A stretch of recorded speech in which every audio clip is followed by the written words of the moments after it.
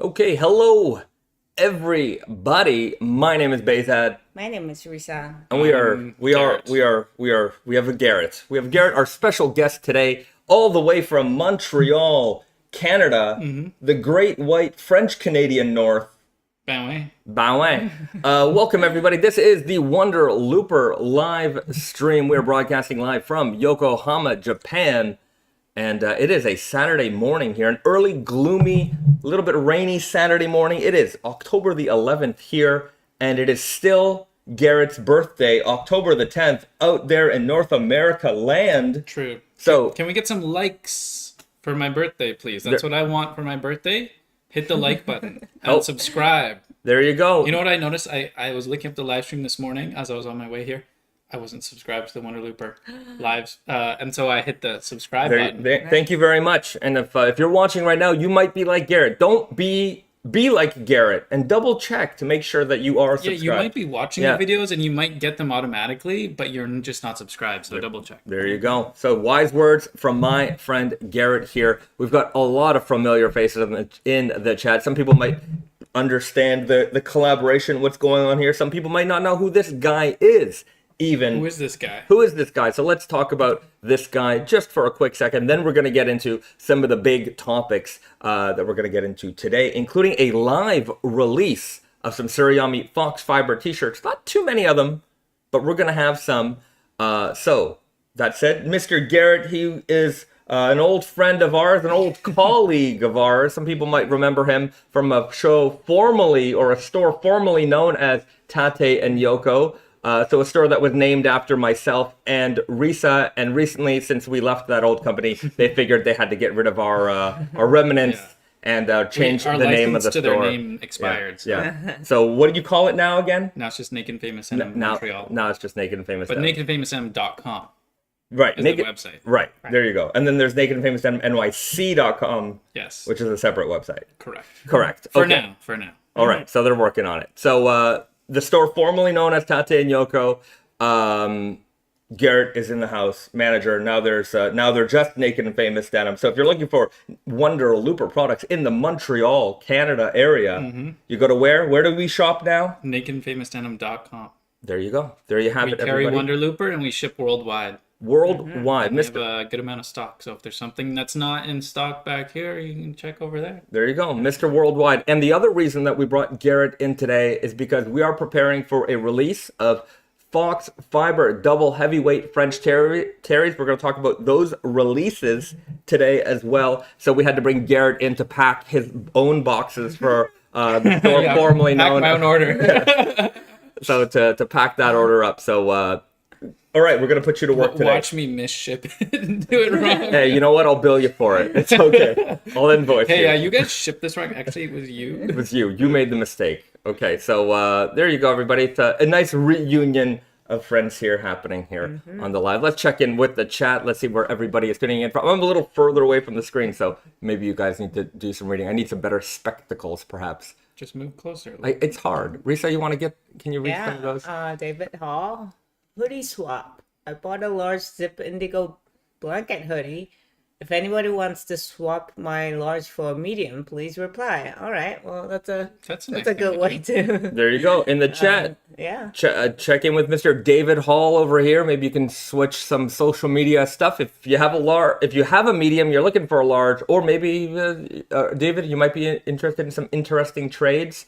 Always put that in the. You're a trade guy, or at least you used to. I love trades. I love trading things. But anytime you put up a post anywhere, ask for what you want, plus interesting trades. You never know what you find. You never know what you find. Jason Scott, always the first comment. Not this week, but looking forward to the show in the morning. Both double heavyweight hoodies washed as the UK winter approaches. Hit the like button.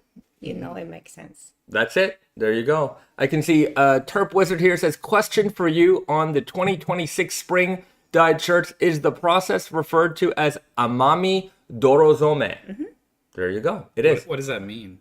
Amami is the island that this traditional method of Dorozome is done on, Yeah. and invented in. Then Dorozome just means mud dye. Yeah. So Doro is dirt and Zome is dye. So like Aizome for indigo. Right. So there you go. There's a little Japanese lesson for you guys today. Doro is dirt? Doro is like mud. Mud. Yeah. Oh, mud. Interesting. We've got Mr. BD in the house saying, howdy, folks. Heather Gray, double heavyweight today, and my G1 Sumi double heavyweight ready to pick up my new pup tomorrow. There you go. Oh, yeah. She needs to know her dad has drip. There you go. Well, thank you for joining us, and welcome the new family member to Mr. BD. Yukon Salvage is here. Hello from the Yukon, where we woke up to snow this morning. Wow. It has since already? all melted, but was less than friendly. Was a less than friendly reminder.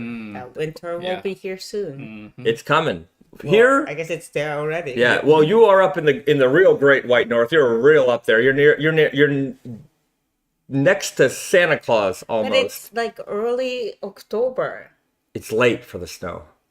Well, in Montreal the other day, when I woke up, it was 2 degrees. Right. God. So But there's the weekend before, it was 28 Yeah. degrees. It's just in Canada right now. It's Yeah. Crazy. It's great. It's cold here. It's still in like the high teens, low 20s Celsius. Today I thought like I T-shirt wore weather. my Yeah, right. I But wore it's my raining. Emily's today because today's high was like 20 or 21. Yeah, or you'll be something like fine. that. That's like the perfect, I think, thing to wear. Yeah. Yeah. I don't know. Well, Pretty cold. I need to buy an umbrella, though. It's rainy. Oh, Yeah. we can get you one of those. That's no problem.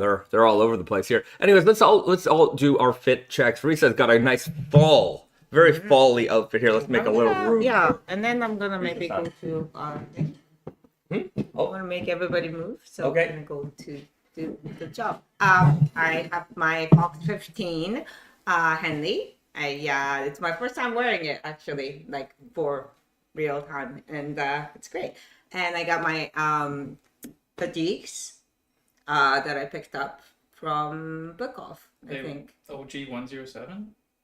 I don't know what that is. there you I go. think that's the model. Okay. Yeah, it's actually made in America, but it's not like a real army one. Yeah. And then I got my Yucatan boots. It's really cute with the speckle sole and leopard. Yeah, that's it. Oh, I got my Tory leather. Tory leather. I always Yeah. get that confused. And a little bit of wrist drip here as well. Yeah, it's same as last week. Yeah. My Porcelain watch and North Fork's bracelet. There you go. I'm going to step in next. Bezad over here. A lot of, Risa and I, we like to match quite a bit. So I've got some fatigues on myself. These are some 60s Australian, sort of army pants. I've got on some Yucatans as well. These are some main guide boots in this fun hair-on hide with this green leopard panther print. I'm not really sure which creature this is, but it's okay. Kind of a cat. Yeah, it's got this green and black motif that I like. That I think really, obviously it works well with the military stuff. I got my double heavyweight charcoal T-shirt on here. Sears vintage denim shirt with the selvage on the inside that you can see. I got G-Shock on the wrist. Naked and Famous denim 5-panel cap with a new embroidery that Risa put in there for me with just the letter B. So it's beautifully faded. I've got my B customized and a simple outfit for me today on this fall day. And we've got Garrett next. Okay. It's funny because I do my fit check on This Week at Tatinyoko, and it's like the same thing every time. So I'm sorry if you watch that show. I like to go top to bottom. So this is the vintage herringbone A3 mechanics cap. Very cool. White circular knit tee from Naked and Famous Denim. I have on my left hand tool Strong Guys. Back pocket, we got the Naked and Famous Denim black shell cordovan card. Show them the card number. It's a joke. Flip it around both sides. I got my passport in my pocket there in case we can get some tax-free stuff. Yes, sir. John Lofgren engineer boots with Dure socks on the inside. G-Shock DW5000R I was put onto those by Bezat, so it's his fault. It's okay. And what's this on your neck? Oh, this is For the young people. this is my Leica MP. What does it do? It's a film camera. It takes pictures. It has Doraemon on the back. And It's not an iPod? for the camera nerds out there, the lens is the 35 Summicron, which is f2, but this is a very special lens. This lens was made in 1992. I think only 750 units were made specifically for the Japanese market because it's a screw mount lens. So instead of having an M mount bayonet, it has a screw mount similar to your Leica. Mm-hmm. So you can use it on the older cameras, but if you see here, it's kind of like crooked, like it's not vertically straight, and that's because it's a screw mount. So anyways, rare Japanese JDM lens. And you brought it home. You brought it home for a visit. For a visit, yeah. There you go. That's very nice. Very kind of you. You want me to go and start the thing? Okay, well, let's explain what's going on. Okay, yeah. So Risa's about to step away from this computer for a second to go to the warehouse computer for a second because we're doing a small restock of tsuriami Foxfibre t-shirts, Fox 70, iron Mordant, sizes small to XX.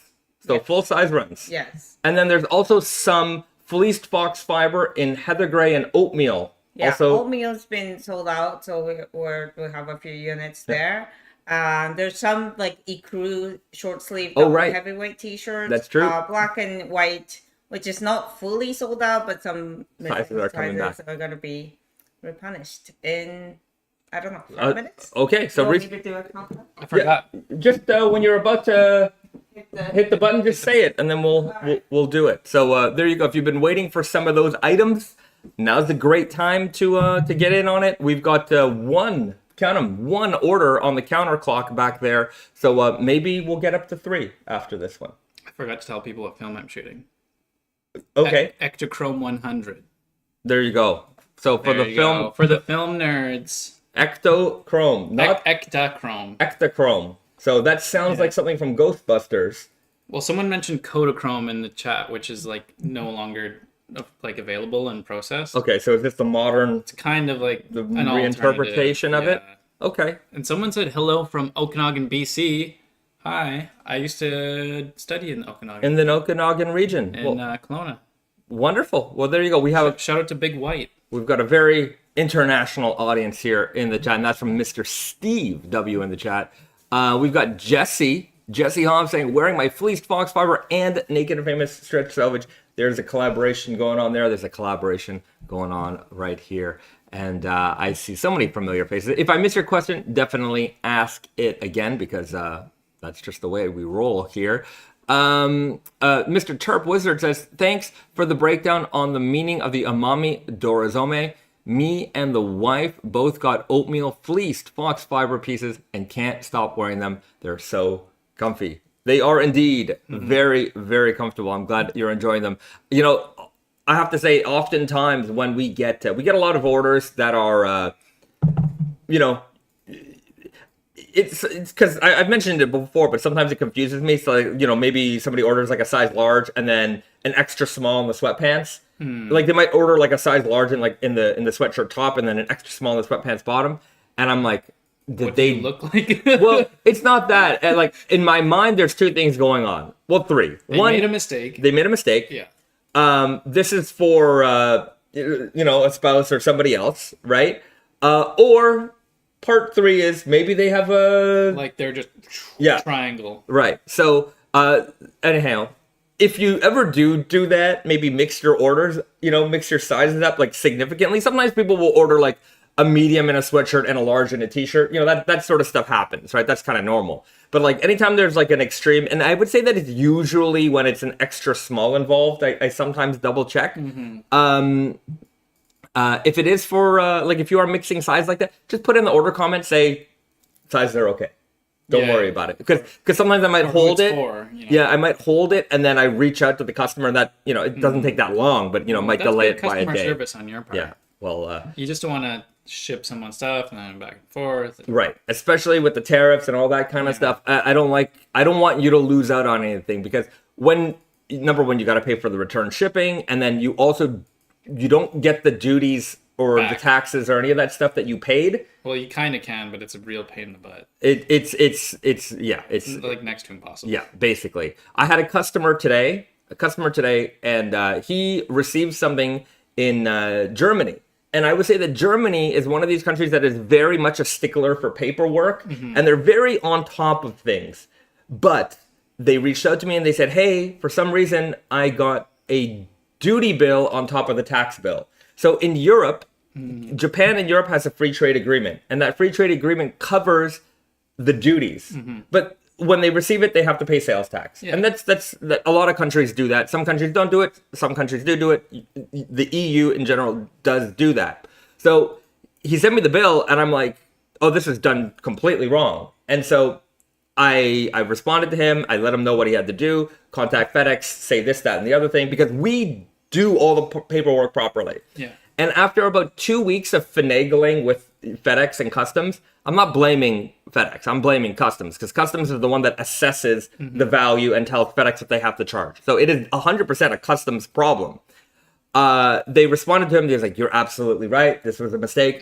It's going to take something like 8 months to refund you. Oh. Yeah, because, anyhow, it's not that FedEx moves slow, it's somebody else that moves slow, but, when they make a mistake, they're certainly not going to be quick to resolve that issue. So it is a huge issue, and so I want to prevent any of those mistakes happening the first time. That's why we got the measurement guides, we got these live streams and stuff, so we can help you get the right size the first time. And if you're, even worried about, shipping from Japan, that's why we have retailers like Naked and Famous, or, in Canada, or, like Blue Owl or James Dan in the United States. Like, we try to implant, or in Europe, Cultism, Red Cask Heritage. There's retailers all around the world in most regions that will make sort of, if you're not sure about sizing or whatever, at least returns or exchanges are a little bit smoother when they're within your own region.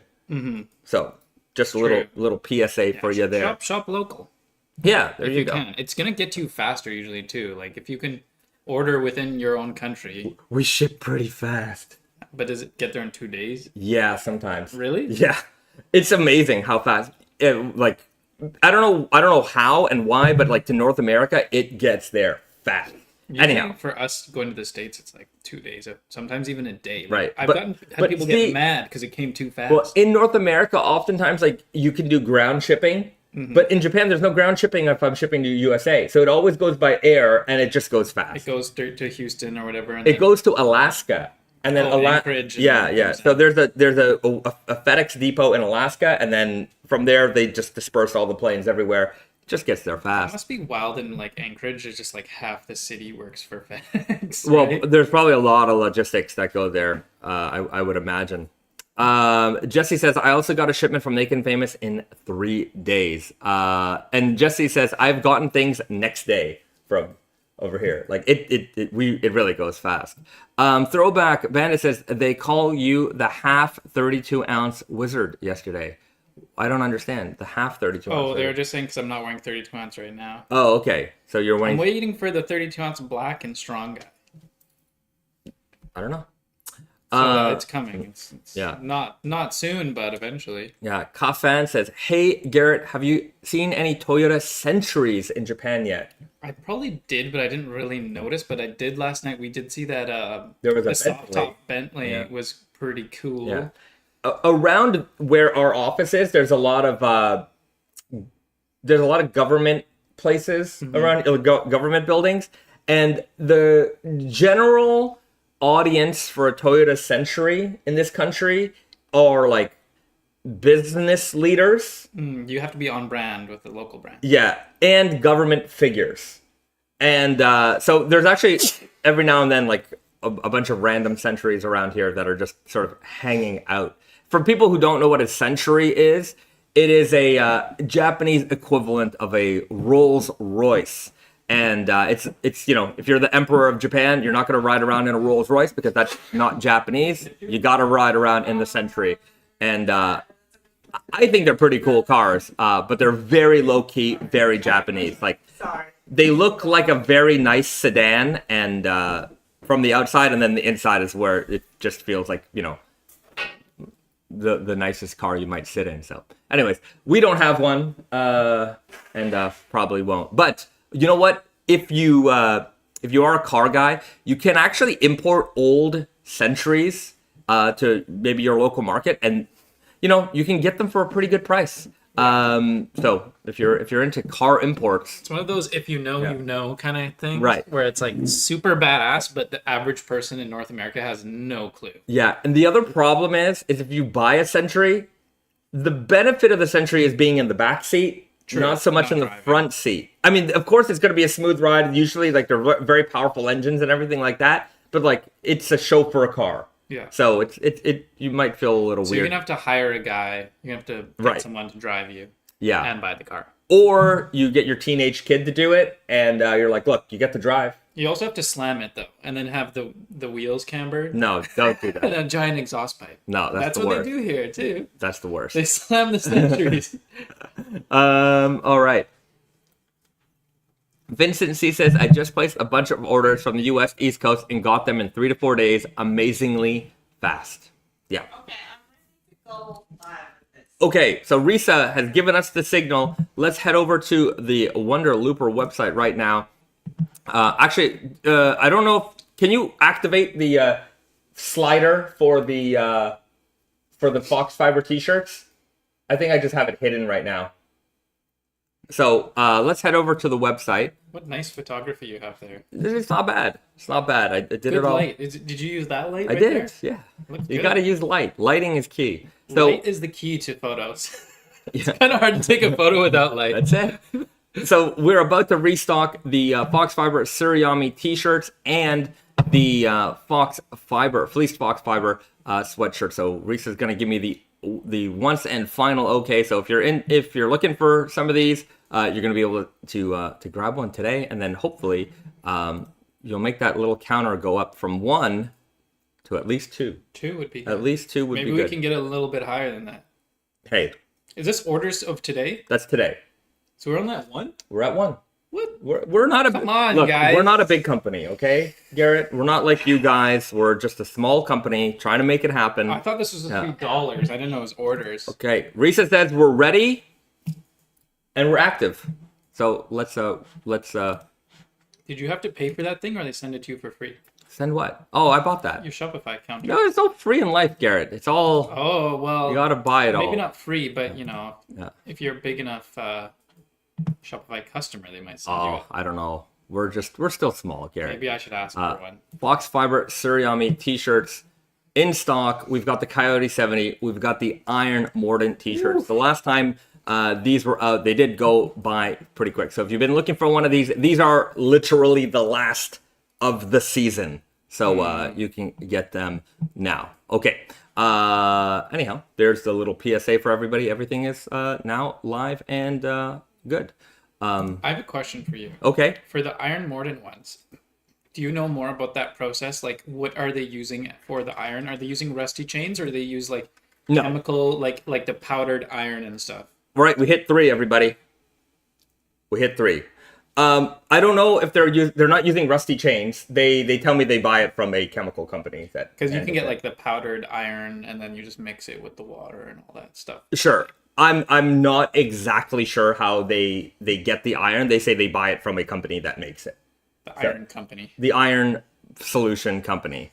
So yeah, they're not doing they're not throwing it in a doing it like bucket me. of rusty chains. That's what I try. Yeah. That's It works. It's just a different effect. yeah, it's So you can't control that. They have No, you can't control. and what's in the bucket of rusty chains is going to be more than iron, right? Yeah, There's give going to be you a lot of oil and dirt and grease. impurities and such. So no, it is a pure iron solution. So there you go.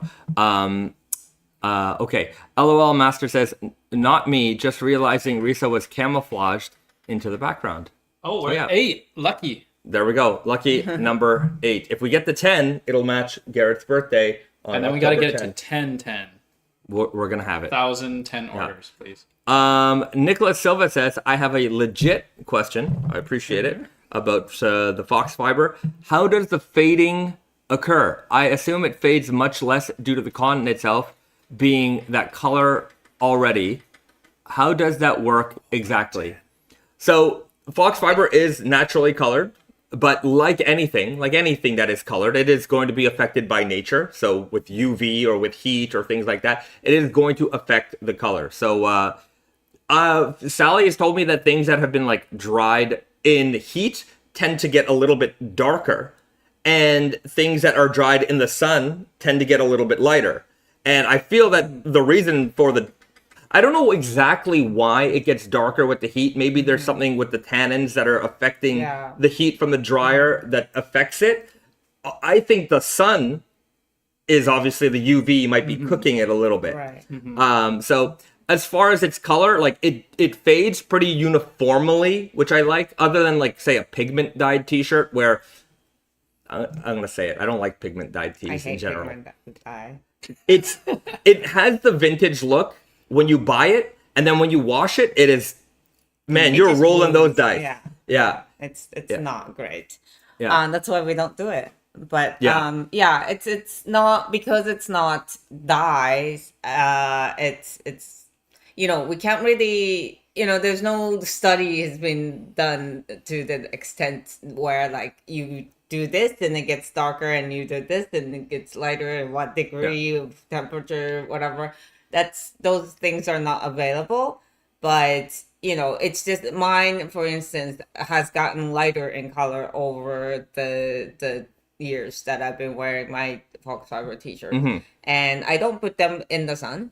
I put them goes in the dryer. Yeah. So some things can change. maybe the heat, maybe the water, right. Maybe the acidity or something in the soda. perhaps. Right. Yeah. That's possible. I will also say that sometimes from batch to batch, there might be some color variances in the cotton. Of course, yeah. So those are some things to keep in mind as well. So it is a living color. Yes.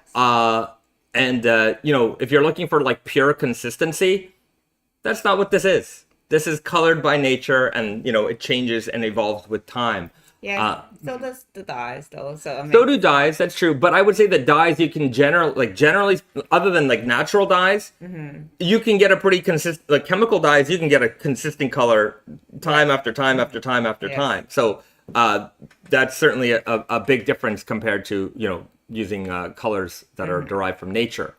Yeah. Shoot. Who's ordering? Should we shout out some of the people who are ordering? I don't. All the good people are ordering. Good people are ordering. Good people. Yeah. We're already up to 13. There we go. There's probably almost none left now. Maybe, possibly. There was some good stock. It was a good restock. So even if you missed a live stream, maybe if you're watching this on the replay, there's a good chance that maybe there's something in stock for you. Okay, so restock is. Are we good? Yeah. Okay. Good. I'm just trying to keep an eye on it. Okay. We'll still have some t-shirts. There you go. Let's talk about the next thing. Yeah. The next thing is double heavyweight French terry in Foxfibre. Yes. So this is coming in two colors. I'm gonna bring those out right now. So the 780B, which is the color of the cotton itself, basically, and then we have the iron mordant version of that sweatshirt. Yes. There we go. Let me hold on. Yeah, there you have it. So we got. I'm gonna work out. Yeah. That's it. You're gonna get even more. I'm not even joking. Like if you did 100 of these, you'd probably be tired. Yeah. Well, this is what's coming. So we've got Foxfibre. This is the original 70. Sorry, this one is 80. 80, actually. 80. Yes. 80. And This one is the 80 with 80. iron mordant. Yeah. So the same cotton, but with the iron mordant treatment on top. And we have them in the pullover hoodie, the zip hoodie, the pullover crew neck, so the crew neck sweatshirt, and sweatpants. And Does it smell like iron? It's funny because we could smell the iron, but then you said you couldn't really smell it. Yeah. I can kind of smell it, just a little bit. Very faint irony smell, but I like it. I think it's yeah. Yeah. It's not a bad smell. No. Well, no, I think it's nice. Yeah. Cool. A little je ne sais quoi. There you go. A little, a little extra on that Reminds for me you. of chocolate milk, like a dark Chocolate milk. The color. Yeah, like a really expensive chocolate milk. Are you talking about the color or the The smell? color, the color. I'm like, the smell. no, not the smell. Not the smell, the color. Yeah. But chocolatey. Whereas this is not. This is more of like a caramel-y. Yeah. Yes. Yeah. Caramel and mocha. When we Yeah, were talking yeah, about yeah. colors, yes, Yeah. somebody said that.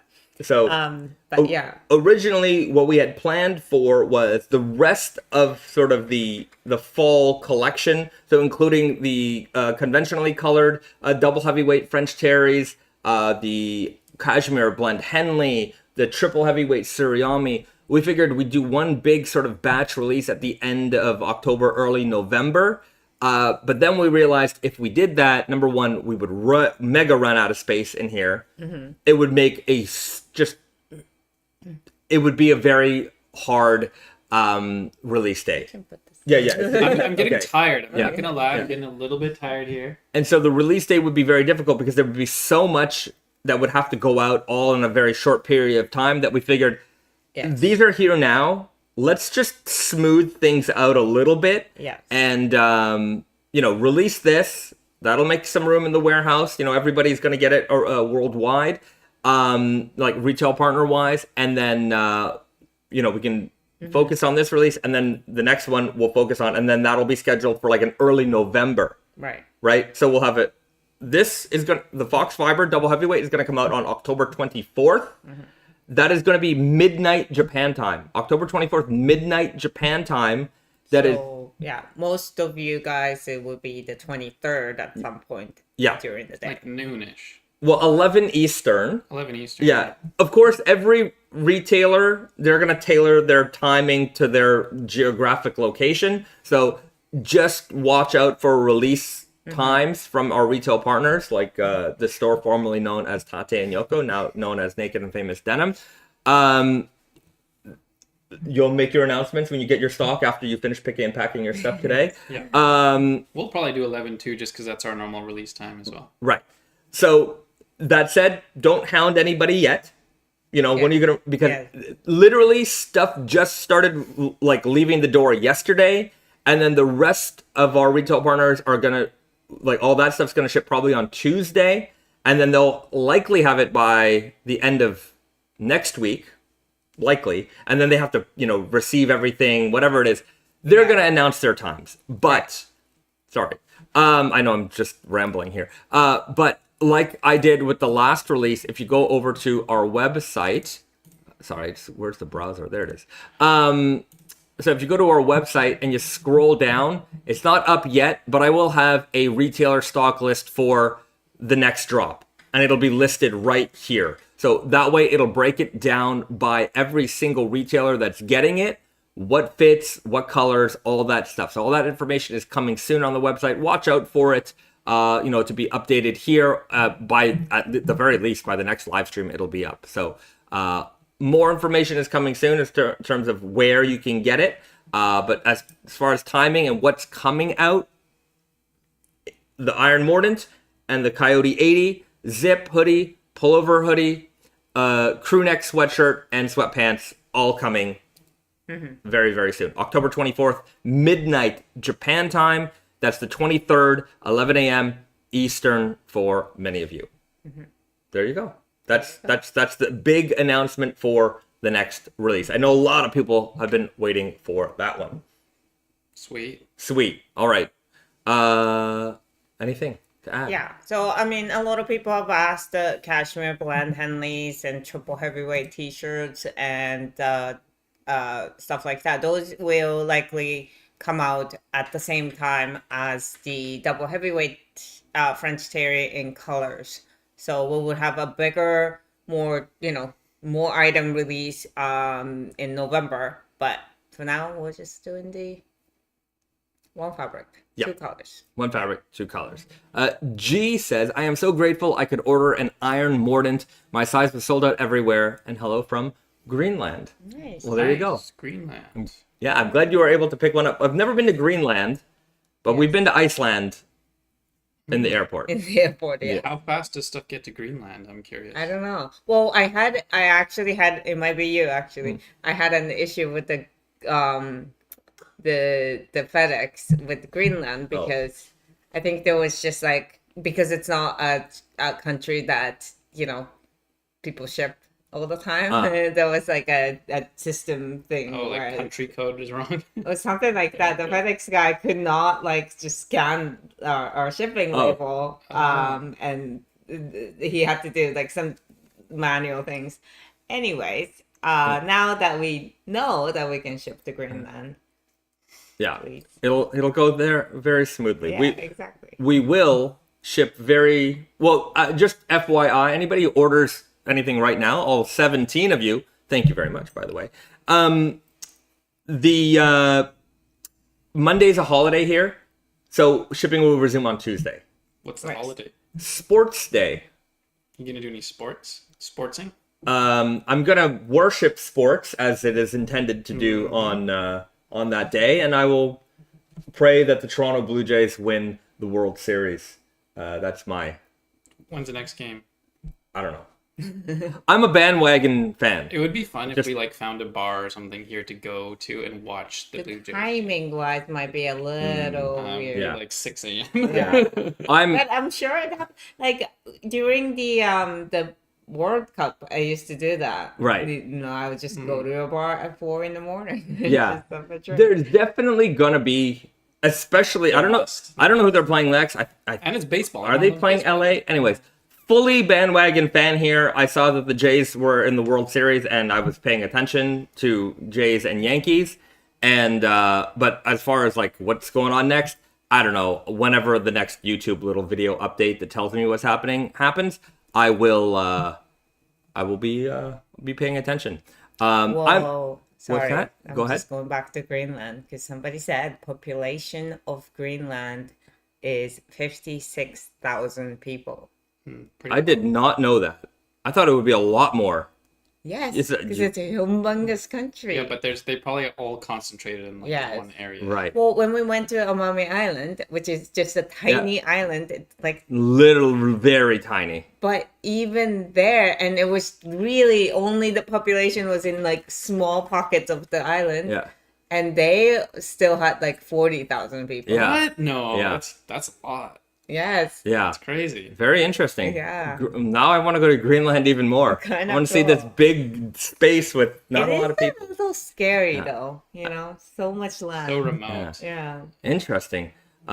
Nicholas says Greenland being all ice and Iceland being all green will never not make sense. Will never not make me chuckle. Sorry. Yeah. Iceland is also not, in my opinion, is not that green. When we landed, like there's I mean, thought it's it was, like, airport. rock. Yeah, yeah. Airport, but it's very rocky. It looked Yeah, like, you know, it's a lot of yeah. rocks. It's not like lush and, you know, it's not yeah. it's not my image of, you know, when they say that Greenland and Iceland are like opposites in terms of naming. Like when you picture an island called Greenland, I picture jungle basically. But I know it's up north, so I don't know. Anyways, or like, you know, a Canadian wilderness. I just don't feel like it's the same. I Yeah. thought like Greenland has all like Christmas trees. Yes. That's how I picture It's Greenland. like ice. It's just like snow and ice. See, we got Kafan over here. Okay, Blue Jays, let's play ball. What was I telling you earlier? Yeah, that's what you said. It's the greatest baseball chant. I don't know about But Not very creative, I don't think. look, the last time I really paid attention to the Jays was Joe Carter hitting that famous home run to win the World Series in like 92, 93. maybe it'll happen again. I hope so. I think they'll bringing him out of They're bringing him out. No, but the team right now is crazy. Like they're anyhow. We won't get too deep into it because to be honest with you, I don't know all that much. But it is fun to. I like baseball very casually, and that's as far as I go. Like, you know, we'll go to some games out here, and I don't know anybody on the team. All I know is that Osaka is the team in this country. Tigers. Yeah, the Tigers. What about the Swallows? Yeah, and like, well, here it's in Yokohama. It's the Bay Stars, Yeah. named Right, after yeah. Bayzad. That's not true. It's because it's a Bay area, so they call it the Bay Stars. But the Osaka fans are the most incredible baseball fans I've ever seen. And also Yeah. like the Giants in Tokyo Yeah. and Tigers, they have a like, you know, Rivalry, yeah. rivalry. So I think that game was very Yeah. interesting in that sense. We watched it in the home of the Giants, Tokyo Dome. You wouldn't know But- it though. But yeah, it's just like Oh, it was, full of Tigers fans. yes, and there were like, I mean, obviously, I think there were more on the Giants side, but like the Tigers fan were like really aggressive. Yeah, Like they're it's so loud, loud. But like not bad, not like negative aggressive, just like, you know, No, really it's like very cheering their excited, team. yeah. It was really cool. Yeah, it was very cool. Yeah. So anyway, baseball, sports. It's sports day on Monday, so that's what I'm doing for sports day. And you, Garrett, what are you gonna do? How are you gonna celebrate sports day? We're going to the flea market. Okay. Right. I forget what it's called.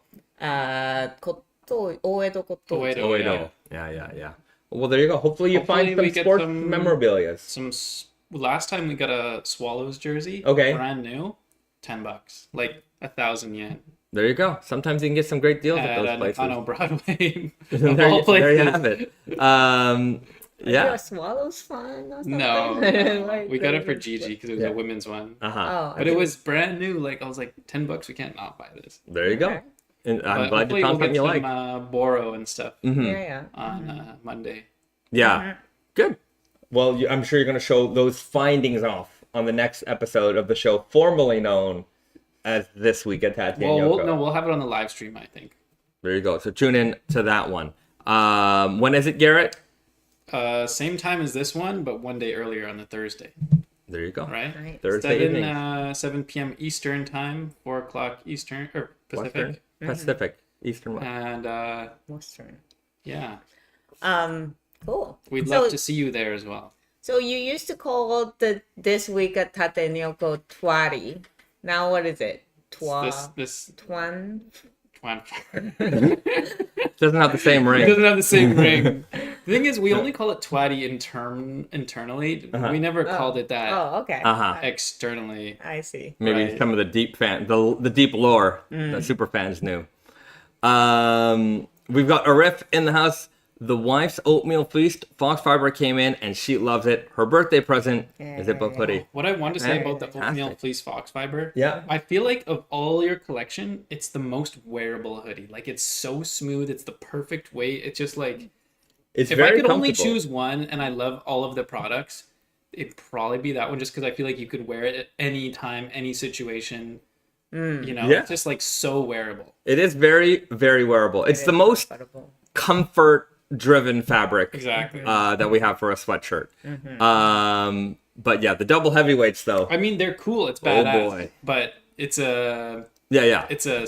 you gotta lock in. You know. You gotta lock in. That's a hardcore sweatshirt. There's not a lot of hardcore sweatshirts in the world, No. and that's a hardcore sweatshirt. There you have it. Devin Hurt says, sports shirt when? I think maybe one day. Look, it's all a matter of time and space. But like baseball, like 3/4 length, like baseball tees. Baseball shirt Yeah. would be great. Yeah. Yeah. Yeah, what or like football tees. You know those ones? How many people are asking for those? It doesn't matter. You know what? It's like Like ringer tea. yeah. You know, we're making Yeah, ringer tea. tea. and Ringer it's tea is like, a little bit more mass market, Yeah. though, I'd say. maybe. The 3/4 length shirt, it reminds me of like the Offspring, like the Yes. 2000s, Yes. the Offspring, like Yeah. that I kind can of see thing. that. Garrett. A lot of people remember those great times. Yeah. Okay. I remember. There you go. I was there. Yeah. I had the shirt. So, you know, those or like football tees. I don't know if you know what those are, but they're kind of, the construction's a little bit different. They have like a seam here in the chest area. And I really like those mostly because I enjoy the technical construction of them. I like the way that they look, and they certainly look a little bit different. Right. But why did they do that? That has to I be a have reason. no idea why they do that. I'm going to look We into gotta it. look into it. But it is a pretty cool construction, and you know, we're all about appreciating all things. And so, whether it's vintage construction or vintage style fabrics, putting them together, vintage construction, modern fabric, vintage construction, you name it, we're gonna jumble it all together and make some pretty cool I got a stuff. question. Sure. Since we're talking about different sports, what about like a golf shirt? Would you ever consider doing Like a polo. like a polo or something? Because you got it at Henley, which is almost like in the realm almost. I don't know. I just personally do not wear polo. Yeah. Neither do I. I don't wear them either. It just Yeah. popped into my brain. Yeah. Because This, it's like kind of a heritage-y thing in a way. There is a look. There's obviously a long history with polos. I haven't worn a polo in a long time. Yeah. I haven't worn a polo since it was fashionable to pop those collars. Yeah. Yeah. I when wasn't I was a kid, I used to wear a polo shirt. All What the about a time. rugby shirt? sure. Yes. Like Foxfibre rugby shirt? right. Oof. But let's just back to polos for a second, because when we were kids, I was a kid in the 80s and 90s. I was a kid, and like it was normal. Like you know, your mom would send you to school in a polo, right? Like I think a lot of kids wore that kind of stuff. And like as a teenager, maybe I wore them a little bit less. But when I was like in my early 20s, that's when like polos sort of came back, and they were obviously we were all popping them collars, and so I was never brave enough. Let me put it this way. I didn't have enough cultural currency to wear 2 polos and pop both Double of them. pop the collar? Couldn't double pop. I was not cool enough for that, and I certainly wasn't ready. I don't know if for a anyone triple. was cool enough for that, to be honest. But you could have worn underneath a 3/4 length tee underneath the polo. Yeah, well, I've certainly did the long sleeve tee with the short sleeve tee on top. That was very popular. I don't know if that'll ever come back. I do that at home sometimes Right. because like I wear like heat tech. Right. Yeah. And then I Sometimes just in the put- winter, Yeah, I yeah, that's kinda do true that. for a layering. But I thing. would not go out like that. Yeah. I had one sweater that I wore for years and years and years, and it was like basically like a 3/4 length t-shirt and a t-shirt sort of made together, and they were both like really loose. And I used to wear that all the time. It's Right, like right. it was very like rawly constructed. Like there were no like finished seams or anything like that. It was just I looked like I came out of the Matrix, like Yes. You know, very much so. you know, Yeah, in the real world, it just it looked like this is just shabby clothing, and I wore it all the time. You were a shabby. I was a shabby guy. Yukon Salvage says, weren't 7 popped collars cool? Look, again, the more popped collars you had at the time, basically the cooler you were. Like if you wore 7, like you were probably dating Britney Spears or Paris Hilton. Like, And the polo logo got bigger and bigger. Yeah. and It did bigger. get, it's way too big now. oh my God. It's so huge, it's Okay. ridiculous. Okay. I remember because I was working at a department store, and at the heat of polos being huge. So we put in a Ralph Lauren section, and with the Ralph Lauren section, we had all the Ralph Lauren polos, and then the Ralph Lauren like super giant horse logos came in. That stuff sold like crazy. People were coming in and they were like, "Do you have the big horse? Do you have the big horse?" And we're just like, "Yes, we do. How many colors would you like?" And like, I would say up until that point, like we had a couple of different brands because the buyers really loaded us up with polos. And like when that one came in, it just really changed the game. And we also, for some reason, we also used to sell a crap ton of Hugo Boss polos, and they were like the most like. I think it was just like, golf dads. It was just very, very plain. And like in tonal stitching, it would say Hugo Boss right here. And like guys would come and pick that up by like every color. They'd be like, I'll take a white and just give me them all. Right. And like you would just have a table of polos. And like that was a very like normal like transaction for us. But yeah, those giant horses. Oh my goodness, those were crazy. That was unbelievable at that time. Nowadays, you really don't see too many people wearing them. I feel like the Ralph Lauren like the super fan, because they have their own sort of culture as well with their fan base. Like those guys could put like that outfit together like in a catalog way. You know what I mean? Like they look like those guys are really cool. I like the way they put things together because they really live up like that's the catalog look. Like the ad, and their ads are always Do you know the guy well done. who used to do all the vintage buying for Double RL? I forget his name. There's probably But a team of them. There's like this guy, and he was the guy who would go around and collect vintage items for all the inspiration of all Double RL. His style is so cool. He has an Instagram. I'm sure. I knew people who used to sell at like the Rose Bowl in California, and that was like a giant vintage market. And they would tell me that straight up that if you were buying at the Rose Bowl, you were buying like the prices were marked up like many percentage. And like if they saw the Ralph Lauren buyer coming around, the markup was like 100 times. Because he's like, we knew like I might have sold these jeans to somebody for like $80. He's like, if the Ralph Lauren buyer was around, they were $800. Like, he's like, because I knew they had the They had the company's money. card. Like, it was not an They issue. don't care. So yeah. Hasty says, I love that you guys don't use logos. We have double RL store here. It's nuts. The double RL stores are very, very beautiful. That's for sure. Yeah. Yeah, I think we have I'm not against logos, but we really want to push that it's the fabric, it's the construction more than anything else. Right. We don't Right? want to alienate Yeah. somebody by having a logo. Yeah. And I think that just like defeats the purpose of Right. our brand. So Yeah. that's why we don't do it. Yeah, if But- you want a WL embroidery or if you Yeah. want your own initial embroidery, that's great and that's cool. I'm not opposed to any of those things, but I don't want to force it down anybody. Right. You know what I mean? Exactly. So yeah. Maple Texas says, it's a good one. Also, Bayside, can you please bring Garrett up to speed on your Woo Wear collab ambitions for Naked and Famous? Yesterday on the stream, Terry and Vinny said out of the blue they'd love to do a Wu-Tang collab. Yeah, so for people who don't know, back in the day, Reese and I were at Naked and Famous Denim, and we came up with a lot of ideas. And at one point, I thought it would kind of be cool to do a music tie-in. There was a lot of collaboration products that we worked in, but a music tie-in could have been really interesting because not just to say put a band logo on something, but Wu-Tang was maybe the first band group, whatever, that also had a lifestyle brand, and Wu Wear as a brand was very big, and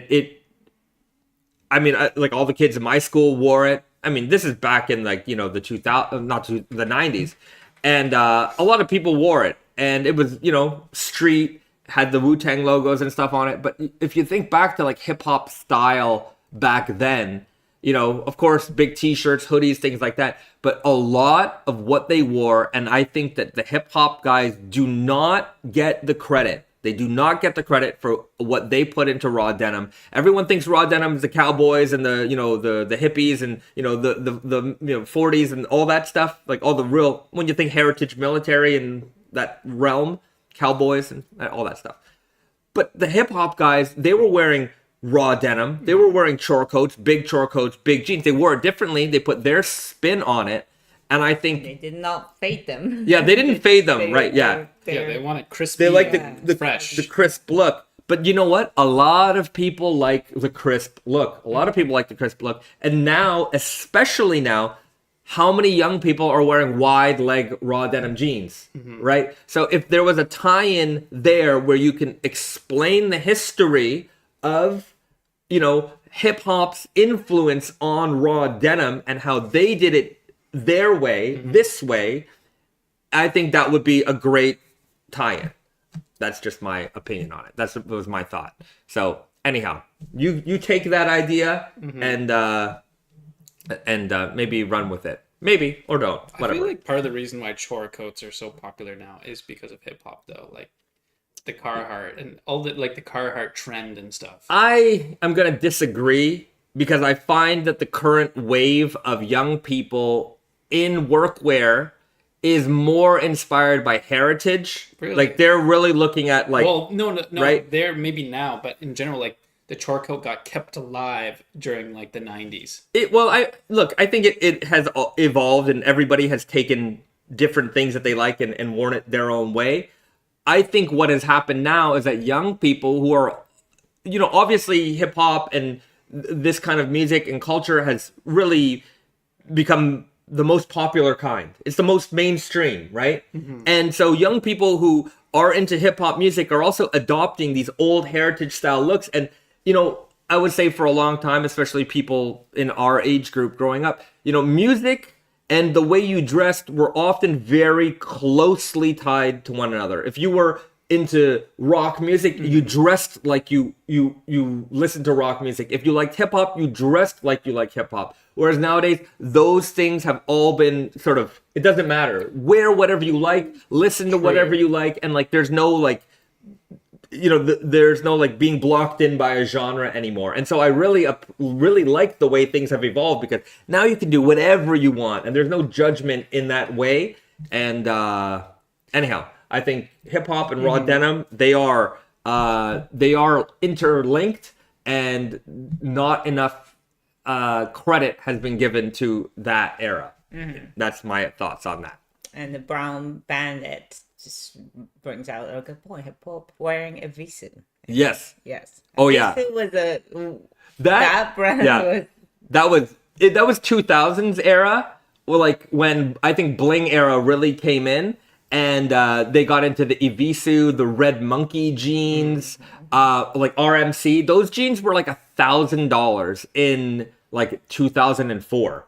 And I think RMC was a Hong Kong brand, but they used Japanese denim, and they had like really embellished, embroidered back pockets. Anyways, if you were there, you remember.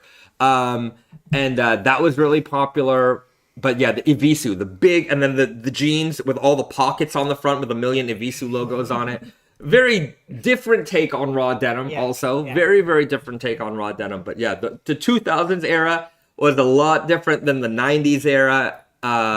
And yeah, there you go. Arash says, if you're in a particular circle, you are influenced by the people around you. But with social media, everyone can see everyone and how they dress. And there's a lot more mixing of styles. Mm-hmm. Also, the turnover is fast, though. Like with the trend. Yeah. Like with TikTok and all this. Like, I don't go on TikTok, but the trend cycle is like way faster than it used to be now. Yeah. Everybody's trying to like kind of one up each other. Exactly. I kind of see it a lot with the YouTubers because as soon as, say, like a trend takes hold, like wide jeans, for example, like a wide jean is very popular right now, right? And then as soon as it takes hold, you'll see like the YouTubers being like, oh, wide jeans are dead. Here's what you should be looking for next. And I'm like, you guys are just, you just want the clicks. right, Yeah, right. like, And I'm like, you have, number one, you have no idea. And number two, it's like, it just seems like you're trying to push things in one direction, and then maybe somebody will see. It's very odd. I mean, this is just sort of how the algorithm works, is that maybe one person, they might have a larger audience, says something, whether it's based in fact or reality or just being pulled out of thin air, who knows? It actually doesn't matter. But if they get the clicks on it, well, then the other people, because again, a lot of people are just driven by the clicks, they're going to repeat that. They're going to parrot that. And then maybe this becomes reality through force of will rather than it is, because there's a lot of people who are obviously influenced by the things that people say. And it is clearly driven by clicks. Whether somebody clicks it because they like that content or they don't like that content, sometimes it doesn't even matter because a click is a click. And if other people just emulate others because they see that there's some sort of, movement here, it does sort of turn it does sort of have an interesting, I don't know if it's good or bad. Honestly, I don't know. Everything's cyclical. But it's not even cyclical at that point because, say like a very important person in, these sort of YouTuber review type worlds are saying, maybe they say that, we all need to start wearing feathered caps, right? Oh, the feathered cap is back, Dan, whatever. And then maybe that gets a lot of views. And then you will start to see other people emulate that. Right? Yeah, but there's definitely a difference between fad and trend, and I think however, quickly it becomes to like a high point, like it drops just as quickly. Whereas wide jeans, for instance, like wide leg trousers, like it had a very long lead up time, so it's keeping hasn't filtered down to main. Well, no, it completely has. But I mean, completely mainstream now. But it's been the thing. When I made Strong Guy, that was 2018, maybe. It was right before I started. Right. So Strong Guy had been around for a long, and I was wearing Strong Guy, and I was wearing wide, and I had a sense that this was coming, so I wanted to make sure it was there, ready, and then it. Slowly, but then when it hit hard, right? It just skyrocketed, and it's like Groovy Guy was another fit that I made back then, and I knew even when I made it, this is not going to be mainstream. It's just not. We're not going to get main penetration like sales out of this, but I really liked it. I like that 70s style, right? So even when the sort of flare came into the fold in terms of like the trend, it never hit as hard as the wide. The wide hit way harder than flare. And a lot of people try with the flare, but I think when they put it on, they realize, actually, this is not that easy to wear, right? No, you have to style it Right. specifically. And so, but the wide leg is a lot easier to wear for a lot of people. And I think what will happen is from the wide leg jean perspective, it's going to go from there. And then the 22-year-old is going to turn into a 25-year-old. And they're like, you know what? Let's just take it in a bit. And then the regular straight will be where they land. True guy. Yeah, true guy. You know, like with women's side, like, you know, we made the well, as in like Naked and Famous made the classic in 2016, Yeah. 2015, 2016, something like that, right? And then it took a long time for like people to get out of the skinny and move, you know, for classic to be like, you know, kind of a mainstream. It took years. Right. But it did come, and then like, you know, it was like basically classic was not wide enough now, so that you know, they made the wider fit, right? Like wide west or something like that. Yeah, Wild West. West Wild. It's hard for me to say that. Girls Gone Wild. Flaky, buttery crust. Crispy, flaky, crumbly, crunch. Yeah. Something like that. Anyway, so it just kind of like it took the different way for women's cut, I guess. But yeah, it just those things took so long, but like it's worth it because it's staying. Right. Yeah. Yeah. Nicholas says Flared had a bump after the Kendrick's Super Bowl and then dropped down again since it's harder to wear. Yeah. Right. A lot of people saw, like, even I would say that Kendrick was obviously influenced by.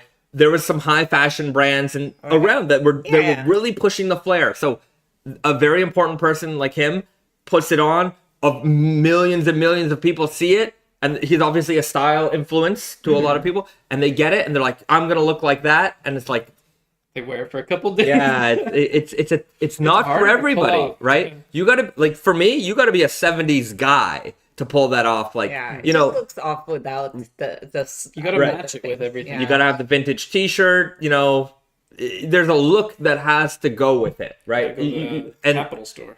right, you know, you're wearing Converse sneakers, and, you know, of course, some boots, things like that. But like, it is a very, that is your look, and like, if that's not something that you're sort of prepared to do as a style every day, it's hard to integrate with the rest of your wardrobe. It's true. Right?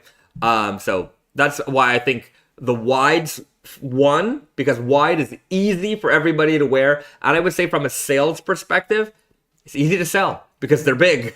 So they're, you know, if they're a little big or a lot big, they're supposed to be big. So it's easy to fit. One size you know? fits all. Okay. So it's a win-win there. What I wonder about though is like, so I'd say right now the guys who are in their 40s-ish, 40s to 50s, the fit that they are most comfortable with is a tapered fit, like the weird guy. Yes. How long is it going to take for the strong guy to kind of filter It down won't. to either those guys, or will it just be that the young people get older and then they kind of carry that with them? The young people will get older and their jeans are going to trim out a bit, because the older guys, people my age, I like wearing like wider fatigues and things like that. And I also have a certain style, but I think generally speaking, you know, what happens is sometimes you see like the forward style and you're like, how does that work for me? Right? And then it might just be a slight modification of that. Because remember, it wasn't that long ago that we were even mature men were wearing skinny jeans. At some point, skinny jeans hit full cultural penetration. Everybody was wearing skinny jeans. And then it sort of left. I'm not saying that it just isn't the mainstream fit anymore. Now there's a lot more options, right? And so people who might have been wearing skinny jeans widened out a little bit. They got into weird guy, for example, like a regular taper, right? And it doesn't look off on you. It looks good on you. You look tailored in that fit, right?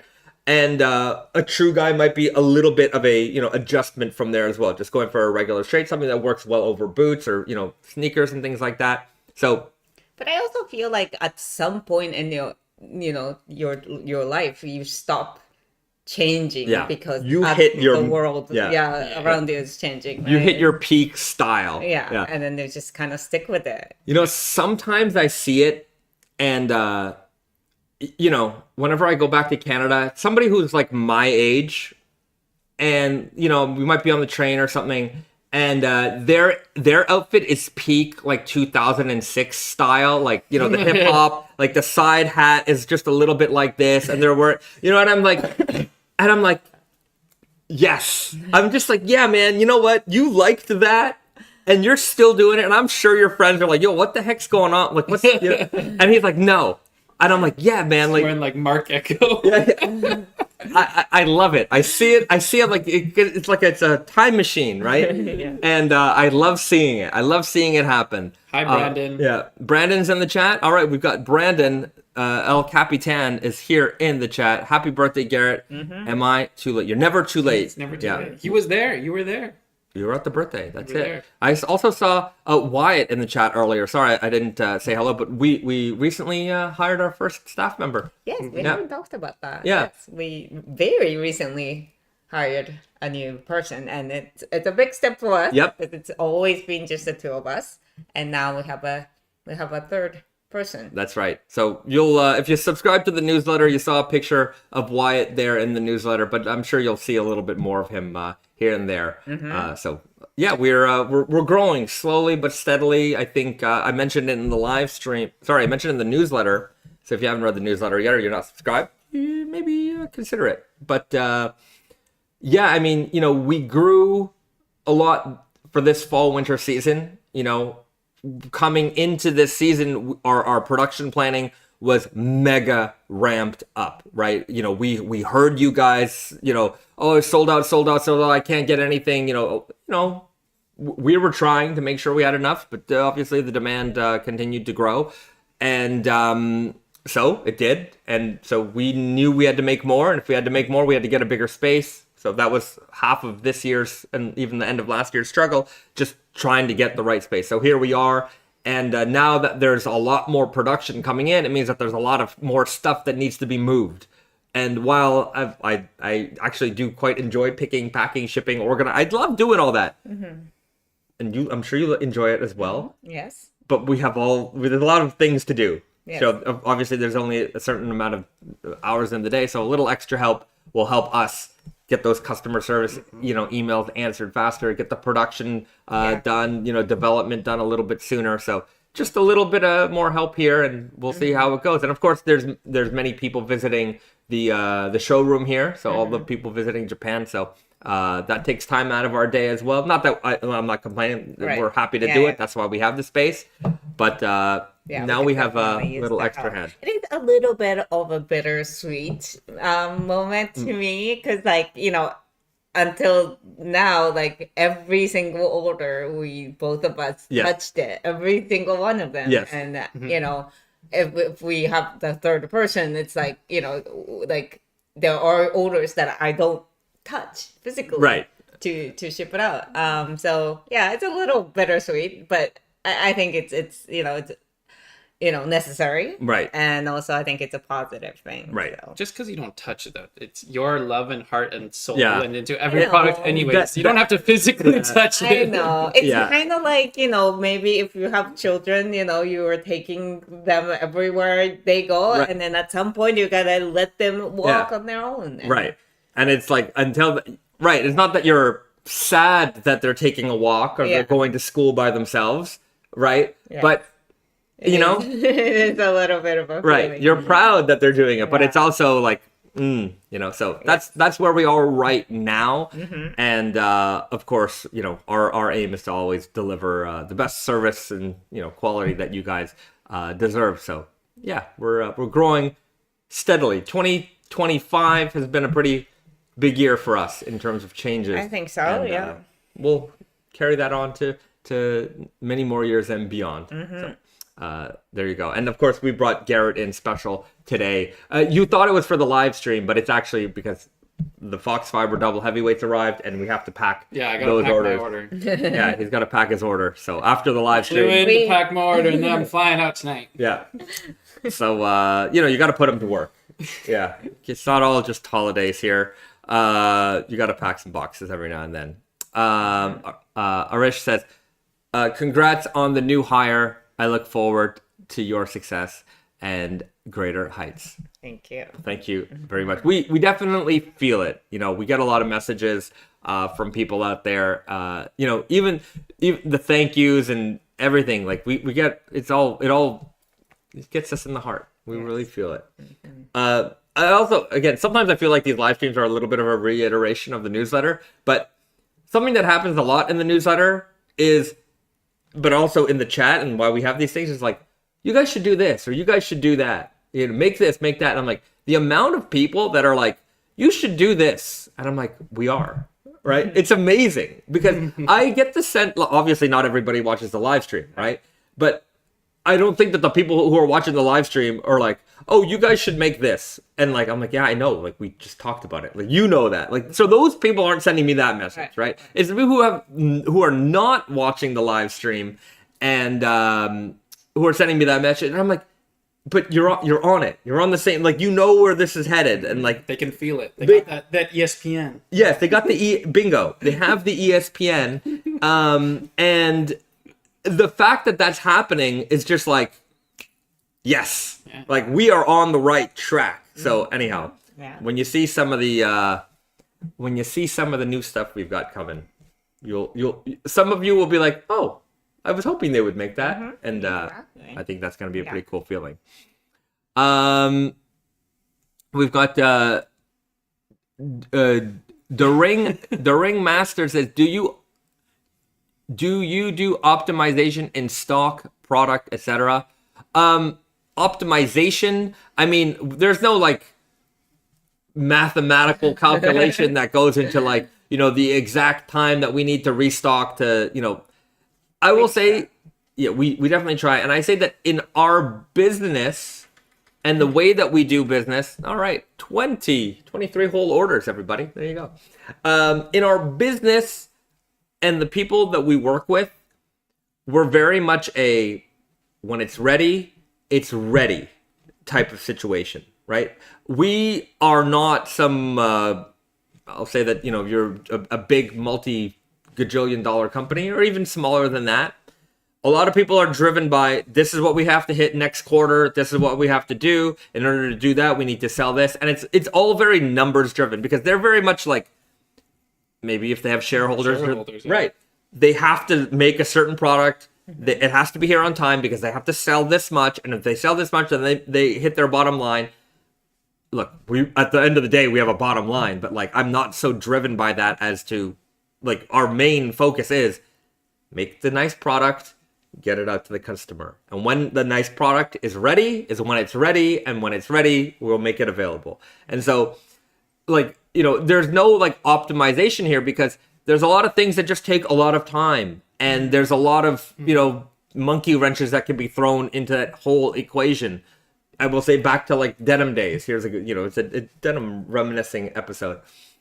There was a time when one of the largest apparel retailers in the world decided that they wanted to make Japanese denim. What happened? The market for Japanese denim, it didn't dry up, but production times increased exponentially. Yeah. We're still feeling it. Right. So when that happens, it's like how do you plan for that? Right? I can't plan that some giant company is going to decide that, hey, we're going to take up all the production space of that this country can offer. And then you're just sort of, what's that the mill supposed to do? Say no to that order? That's of course they're going to take that order. It makes perfect sense. And but now that means that they're smaller, relative to the large company, smaller companies are going to feel that impact. And so, you have to wait and you have to, run with it. So as much as we like to optimize, like, one thing that we're doing is our attempt is to like double, like whatever we're ordering in terms of fabric, we're going to double it. And that way we have sort of a buffer zone of fabric. So yeah, I mean, not for everything, obviously. Right. Like, we're trying to start with t-shirts because t-shirts is, less seasonal than sweatshirts. So we're trying to kind of get that, like, ramped up. And I think a lot of people can see that we've been better with stocking double heavyweight t-shirts now. You know, the stock inventory lasts longer, and most of the years, like, we have at least something in stock. There have been like days last year that we had basically zero in stock, and we try to avoid that. So, like, you know, we're trying to make that progress with more and more items. It just, you know, I mean, it takes time. It takes time, especially with something like Foxfibre, right? Like, Foxfibre is, you know, something that's grown specifically. It's not like we can get it from all the other places. Right. So, like with a white cotton, for example, if the Turkish cotton is sold out, they might use the cotton from another country, right? So long as there's an equivalent quality available, you know what I mean? Like, white cotton is an abundance. You know, you're not going to run out of it. And like, there's different qualities, and even within those qualities, there's generally an abundance, unless you're using something very, very specific, like what we do with Foxfibre. And it's like, when you're out, you're out. Yeah. And if, you know, if next year's crop is 30% less than the year before, well, then that's what you got. There's no getting more of it, right? There's no alternatives to this. So you sort of have to work with what you have, and maybe the year after that, the production is more, you know, it's more plentiful. You never know, right? You know, nature can do its best or its worst, and you really, in some ways, you just have to rely on that. Big companies, though, they'll use like multiple factories, multiple mills. Mm-hmm. They'll just shop around and, oh, factory A is busy, we'll send it to factory B. Here's the tech packer, here's the specifications. Right. Whereas, like, it's not the same for when you're doing this small batch. No, not stuff. at all. It's like, this is the place it comes from. Right. This is where it gets made. And if they're busy, they have to wait. That's it. Yeah. Nicholas says, do you ever see your items in the wild as a company and feel pride in that just from a creative standpoint? Like, do we see people wearing it out in the wild? You know, never randomly came across, I don't think. Like, it'll happen eventually. well, you know, the thing is, like, people come into the showroom here and they're wearing it, and like, or like, you say, like, when we were in New York, like the Naked and Famous events, like, people come in wearing it. Like, usually we're in a space where I expect, like, I generally expect that somebody is a fan and is going to be wearing it because it's an event sort of situation. One time, like the last time we were in Toronto, though, remember before the event, we were walking around sort of, we were walking around where I used to work at Holt Renfrew. And I'm looking, I'm just sort of, we're having a coffee, and I look over and I see this guy, and I'm like, I recognize that hoodie. And then he's walking towards me, and I'm looking at him, and he's like, oh, hey. Like, it turns out he was coming to the event that evening. He was in the city for that event. Right. So it wasn't random. Yeah, it wasn't like purely random, but I was like, hey. And so that was a fun interaction. But I would say, and it's like, part of the thing is that, like, our main market is not local here. Yeah. So it's kind of hard to have that happen. Whereas, like, in, you know, for Naked and Famous, we'd see people wearing in jeans. Montreal all the time. Right, Even in New York, you'll see it all the time. So that certainly happens. But I mean, the other thing that obviously I come across it is, like, when people tag us on Instagram, like, people might post their outfit pic and they'll tag us. So, like, I see it, and, like, you know, does that count as out in the wild because they tagged me? Right? I think it has to be like on the street, Yeah. like completely random. Yeah. So, Like, they could still know who you are, but it's like you were Yeah. just walking somewhere and there's like, oh, look. or maybe even not know who we are. But yeah, you know, anyhow. I think most people who buy Wonderlooper know who you are. Sometimes, Probably like 95%. maybe it's possible. I'm not exactly sure, because the people I interact with are the people that I know. The people I don't interact with are the people that I don't know. So I guess maybe someone watches like a Iron Snell video and buys it, has no idea who you are. right. That's certainly possible. Yeah. But yeah, I even from the denim days, sometimes you'll run into people, and like, it does. I'm like, oh yeah, it definitely feels good. Yeah. Definitely.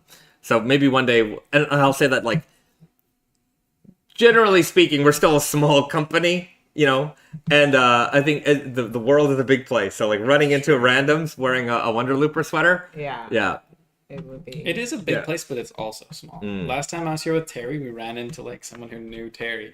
Oh, really? Yeah, he got recognized here in Japan. Unbelievable.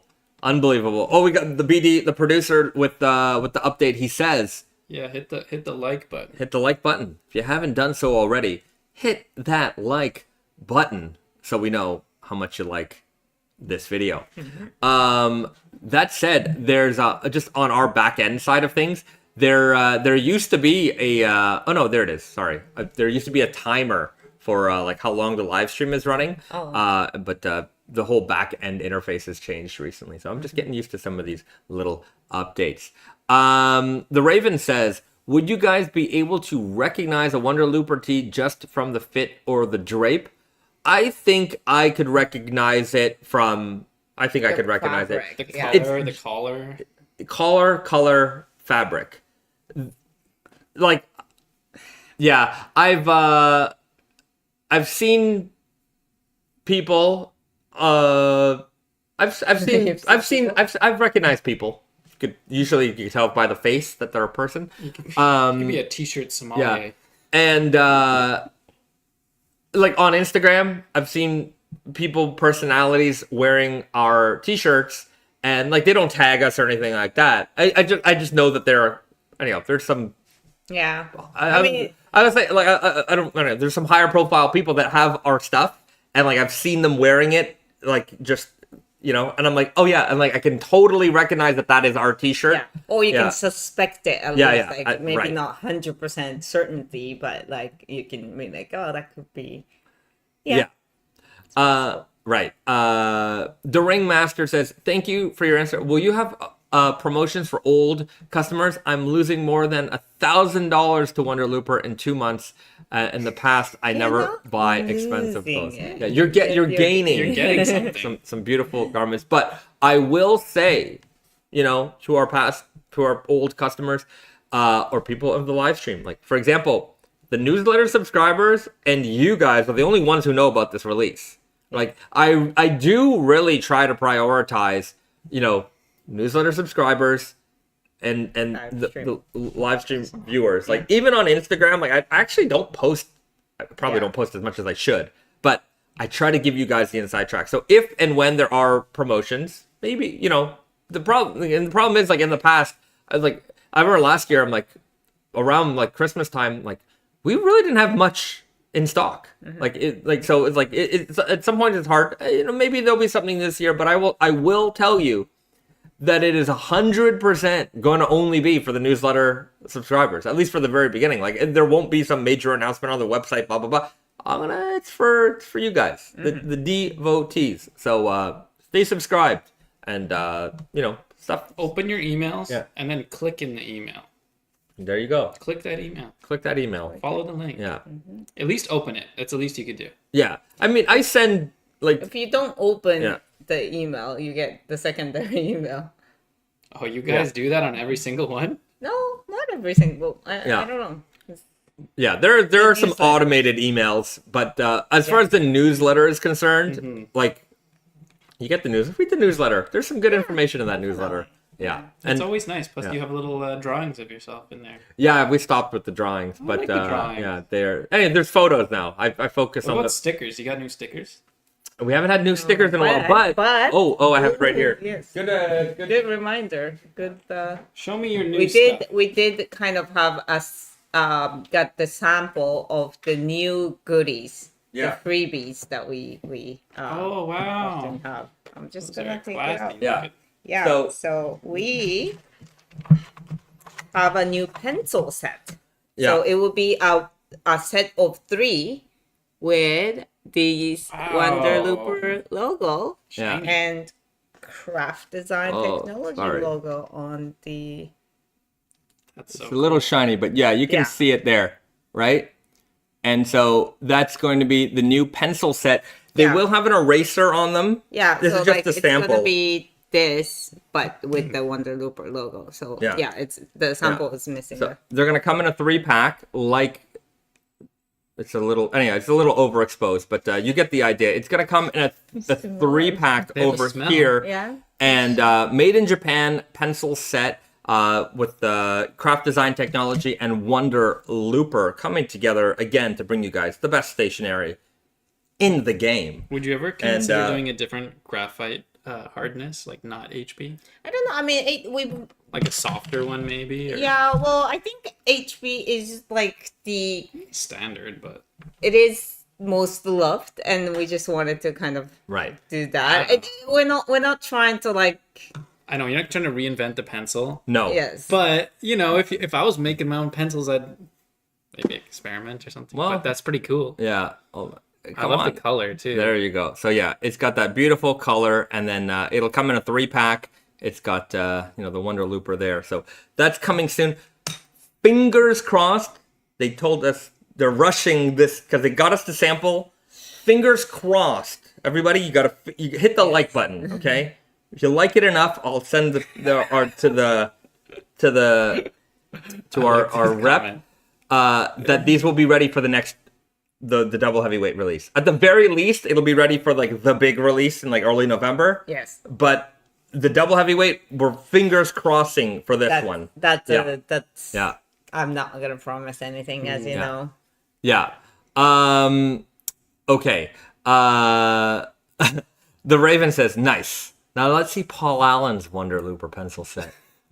Oh, that soft off-white branding. What is that font? Cillian Rail. Yeah. Nice. Yeah. How could he think that my pencil is not as good as his? Okay, so anyhow, new, and I'm going to say, like, nicely spinnable. Nice length. Good weight. Good weight. You can spin this thing. I'm not the greatest pencil spinner in the world, but it is a good spinning pencil. In the pencil color, a sneak peek of a new colorway for fabric in the future. I definitely see that. Like this color. This color is great. Yeah. I am not opposed to this color. So that's as much as I can say about that right now. Very mid-century. It reminds me of jadeite mugs in a way. A little bit. It's a little bit lighter, but it's just a handsome color. Anyone and everyone's gonna like that pencil, and it's gonna stand out. It's gonna stick out. Like, that is a nice pencil. People are gonna say that to you. You're gonna use it. They're just gonna come over and say, "What is that pencil?" It's a nice pencil. Yeah. So there you go. Okay. Xavier is checking out. Thank you very much for tuning in, Mr. Xavier. Aresh says, I've only ever used HB or 2B in school. I didn't know there were other hardnesses for a long time. They're more for art, but Yeah. The Moore says, I love my, I don't know how to say that word, Laguepe,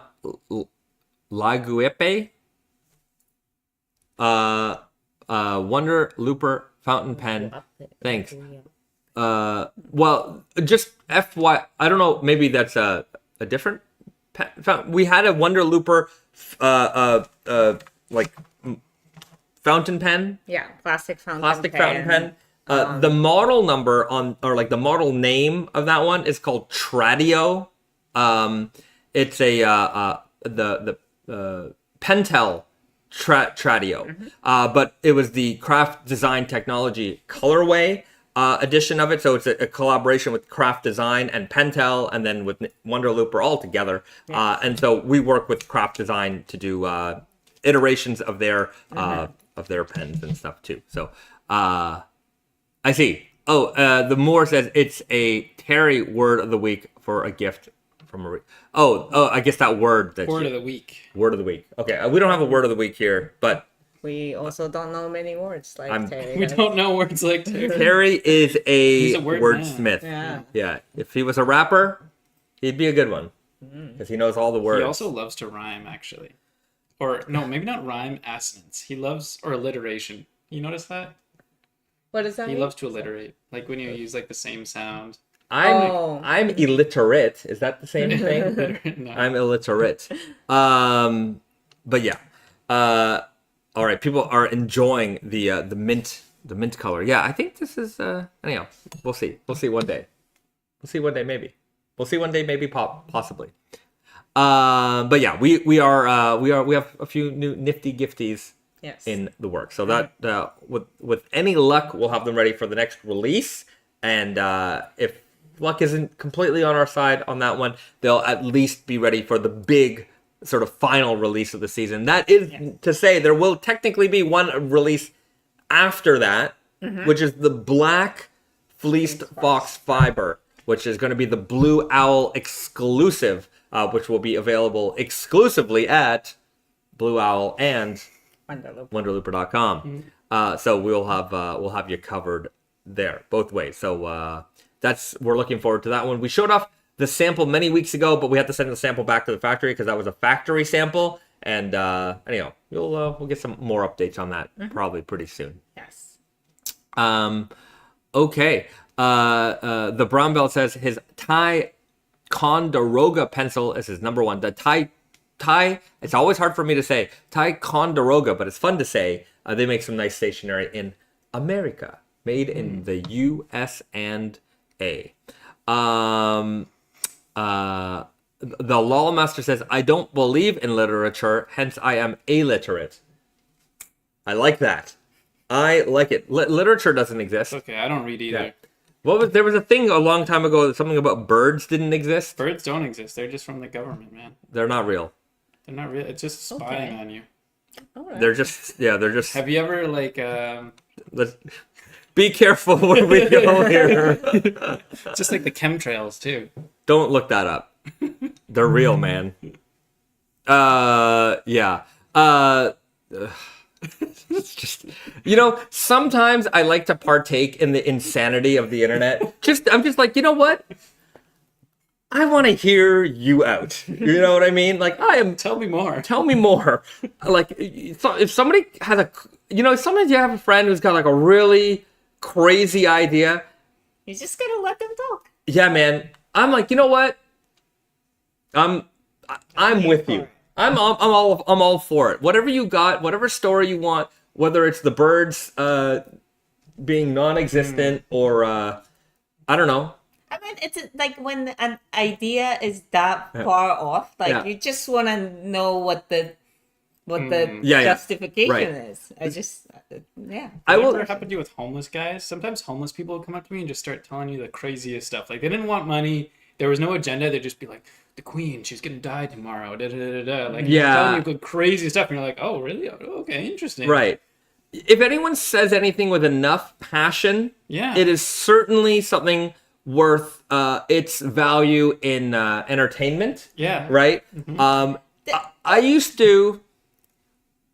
Sometimes I meet some. How can I say it? We were at trade shows, and I know I'm talking to sort of a brain dead individual. Like, sometimes you meet someone who's they're somewhat rude in their passiveness, and I would really turn up my weirdness just to sort of mess around with them. Like, I would shake their hand and like not let go, and just see how long I could get them to shake my hand for. And it was just purely for my own enjoyment, just because I'm like, You're like trying to wake them up.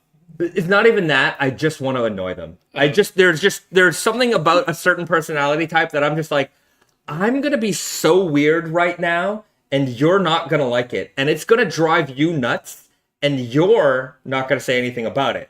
But like there's a certain attitude that they give off that it's usually a generally like sort of passive, not passive, but they have an attitude. They have this sort of attitude that drives me a little bit nuts. Like they're kind of ignoring you, like you're not important to me, like that kind of thing. And then when I meet that kind of person and I'm in the mood, I will annoy them. And I used to go on about like, I'm like, oh, do you want to know about my thoughts about like plastic in the oceans?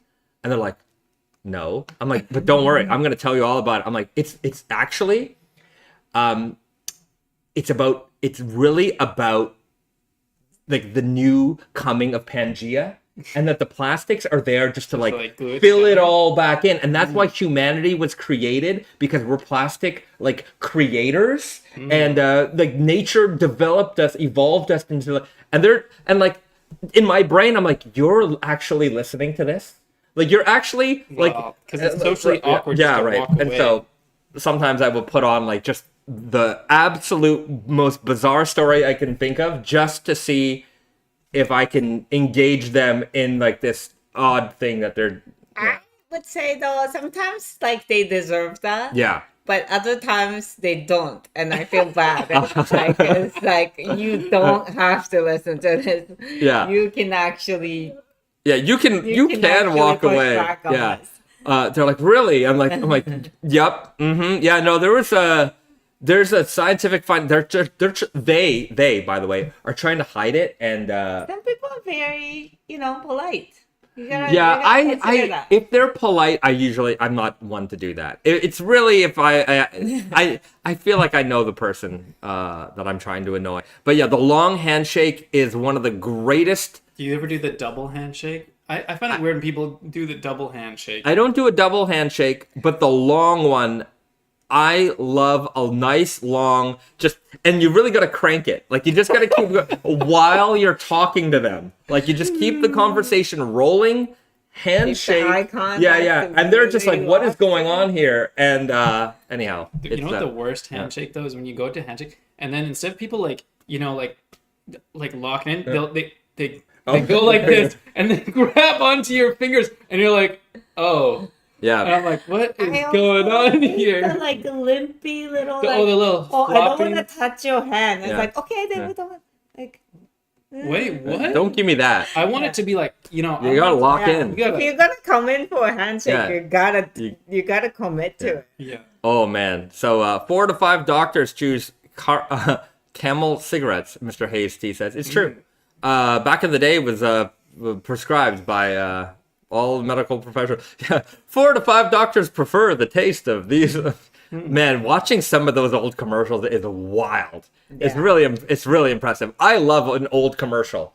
There's a lot of these YouTube channels that are just old commercials, and they play in background for me all the time. It's like, Didn't you have a book of like old cigarette ads or something? it was a book of old ads, masculine. but it was masculine ads. And there was one ad that I remember very specifically, and it was a guy like taking a puff from a cigarette, and the catchphrase was, "Blow it in her face, and she'll remember you forever." And like there's like he's blowing the cigarette smoke in this woman's face, and I'm like, who came up with this?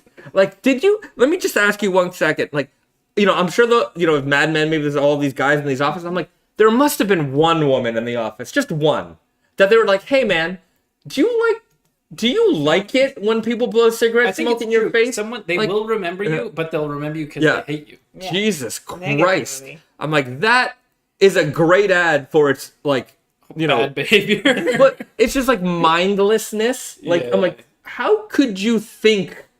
Like, sometimes you try to put yourself in the position of like in olden times they had these like, backwards ideas, and like, how did they think that this was right? Of course, but I'm like, this one isn't that long ago, and like, really? People were dumb. People are still But dumb. Maybe. and also, it's like, I think it's weird to put it in like a, ad where it's like not targeted, it's just a widely available Yeah. ad. But it's like, like we were just talking about how like, a way to like kind of get women to go on a date with you is just like, you gotta backhand compliment you. Oh, Something yeah, like yeah. that. Insult that's Yeah, crazy. insult. Yeah. Yeah. Well, Weird. It's kind of like that's a modern I day. didn't do that, Teresa, by the way. That was very I think nice. guys get As a lot gentleman. of bad advice. There's a lot of bad advice for That's men true. out there. I remember, I don't remember what coffee brand it was, but it was a black and white commercial, very old commercial, and it's this man, and he's berating his wife about her bad coffee, and like she's like, "Honey, I made you coffee." He got his food, getting ready for work. He drinks it, and he's like, "Honey, this is awful." Just like, and he's just like, just really like what are you even worth, like, and like this next scene is like the wife is like talking to her friend. She's like, I don't know how to make Jimmy happy, like I've tried with my coffee, I can't even get that right. And she's like, don't worry, use this. And like the next scene is like, hey, your coffee is really improved. And I'm just like, did that like My presumption is that the ad was targeted to the women because the women are they're the shoppers, they're the ones going and buying the groceries. And I'm like, was that ad supposed to like inspire them in any way to like, I'm like, you're dumb. You want to not be dumb? Like, I think it's trying to get people to think twice before they buy something cheaper or I don't know. competitor. It just felt like It's a bad commercial. Yeah. Well, it's just that there were so many like mentally abused women housewives Me- out there yeah, back exactly. then that it might have worked. it might have worked. Maybe. Anyhow, it is amusing to watch old commercials. Some of them, they definitely work. And like they work for forever. They're great commercials. Like, I think I forget. It must have been the Folgers Christmas commercials where like, brother is coming home from somewhere, maybe he was at war or something, college, and they don't really expect him home for Christmas, and then he gets home and it's a wintry scene and he's there pouring a cup of coffee and they come down and like there he is. Like those commercials are like, man, you could play that forever. Like you don't even need to shoot a new commercial. Just keep playing that one. That Like one feels timeless good. commercial. Right? And Cameron says, I think it's Folgers, right? It's like Folgers yeah. in your Yeah, like those commercials feel great. Doesn't matter when it was made, right? But like some of these commercials are just like, what? Like, how did that ever get It's passed? funny though how Folgers is a good commercial, not the best product. Jingles work. Yeah, Jingles. do Yeah, work. Jingles work. Definitely work. Like those Cars for Kids commercials. You ever see Oh, those? it's the worst. Oh. It's like I don't want to sing it because No, it'll we're be in not your gonna- brain forever. But they'll have like a bunch of children on like this Fake band stage, and they're instruments, playing fake instruments, and it's like trade your car in for money, like and the money goes to anyhow. It's But those jingles are so annoying, and it's like because it's kids singing it and they're like off tune and everything. You're like, man, this is memorable. Man, does it work? it works. But it's just yeah, irritating. Yeah, there you go. Anyhow, I promise. I don't ever promise to not have a jingle, but I'm not creative enough to write one. Yeah, I'm not musically talented in any way. We'll workshop that. Yeah, we'll do after this. After you pack the orders, we'll try to get that Maybe going. ChatGPT can make us a jingle. Maybe Gemini.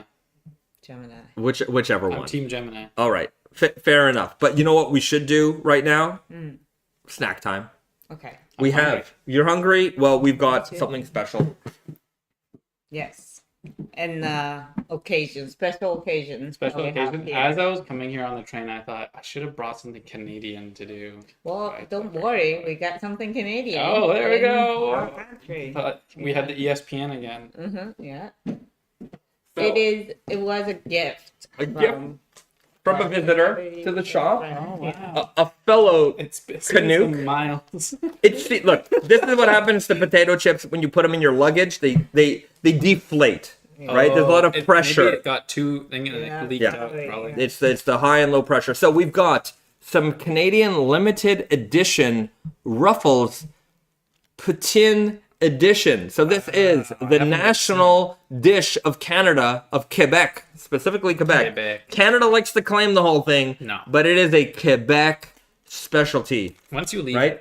Quebec, finding good poutine becomes an ordeal. It's not the same. So we have a special edition Quebec Poutine edition of Ruffles. And for those people who don't know what poutine is, Garrett, why don't you let the good people know? It's French fries, gravy, and cheese curds. Specifically, cheese curds. Can't be grated cheese or just mozzarella or something. It has to be cheese curds, and Yeah. ideally you want them fresh so that they have a kind of a bouncy squeakiness Yeah, on them. there's a chew to them. That's Chew. good. You Yeah. don't want them to melt. And Yeah. you don't want to melt it. See, you can see here that's hot gravy, and then the cheese curds are solid, right? That's the key. They melt a little bit as you eat it, so like you'll get like the stringiness to it. But if they melt too much, it's too much, right? Yeah. So You want to eat it like right yeah, away. yeah. So this is high in sodium.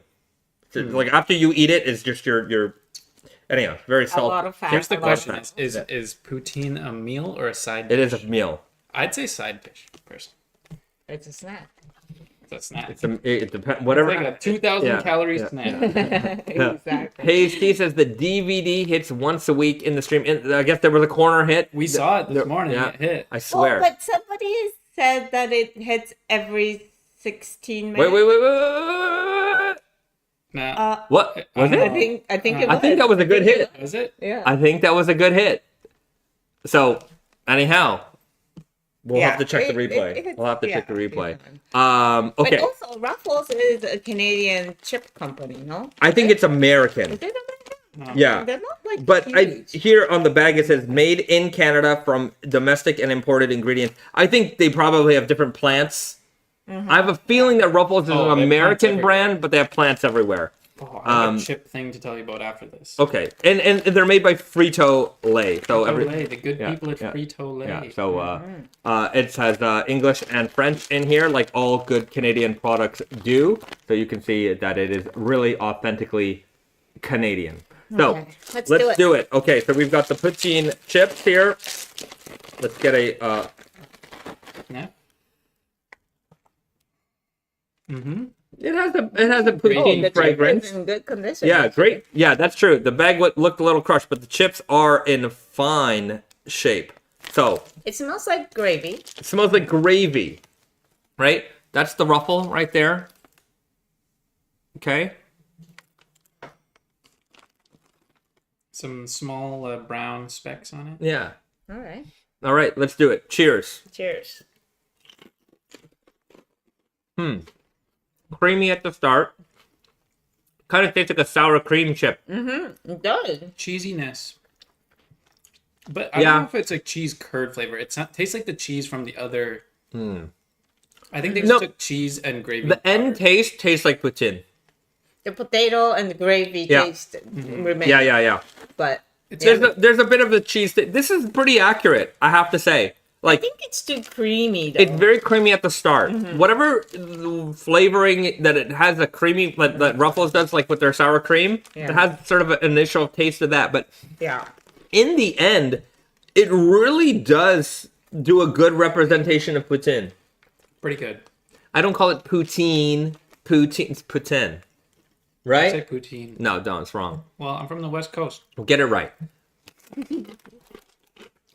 Yeah. The aftertaste is really. It's a good product. Yeah.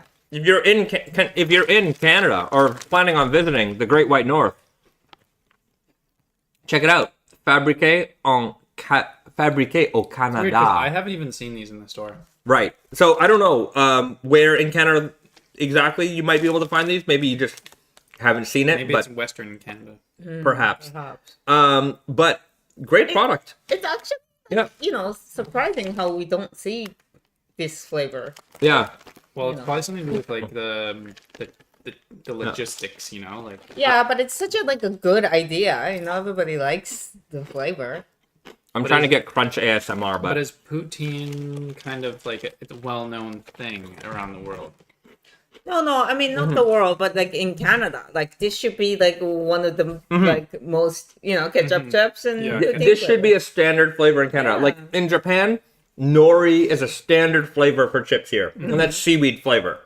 Every brand of chips has nori. You go to every store, there's salt, there's nori, there's consomme.